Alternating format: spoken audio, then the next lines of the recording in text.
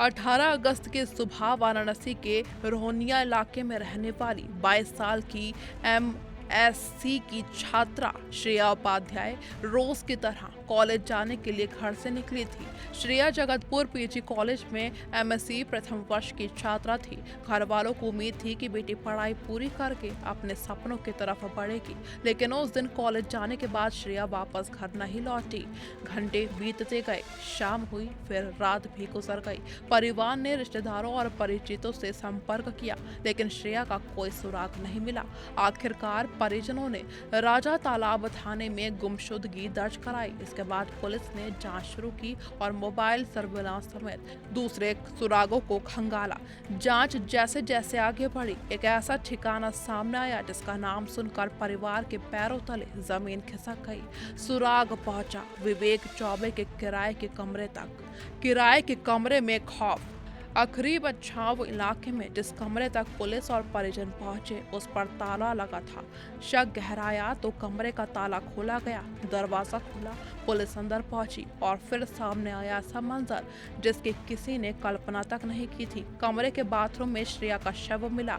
3 दिन से जिस बेटी को परिवार जिंदा तलाश रहा था, उसकी तलाश एक बंद कमरे के बाथरूम में जाकर खत्म हुई। पुलिस ने मौके पर फॉरेंसिक टीम को बुलाया और घटनास्थल से साक्ष्य जुटाने शुरू कर दिए।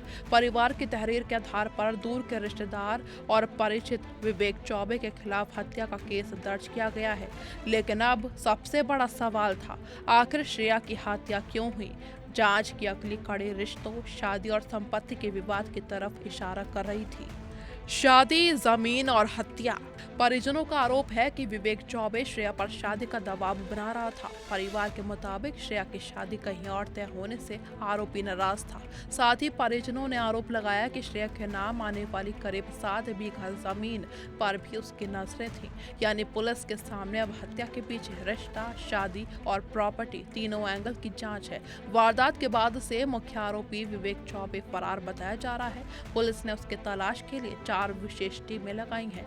फॉरेंसिक जांच के साथ पुलिस आरोपी तक पहुंचने के लिए तमाम सुरागों को जोड़ रही है। अब सवाल सिर्फ इतना नहीं कि श्रेया की हत्या किसने की, बल्कि सवाल ये है कि 18 अगस्त को कॉलेज के लिए निकली श्रेया उस कमरे तक कैसे पहुंची, उस कमरे में क्या हुआ था, हत्या के बाद आरोपी कहां गया और क्या जमीन और शादी का विवाद ही इस खौफनाक वारदात की वजह बना।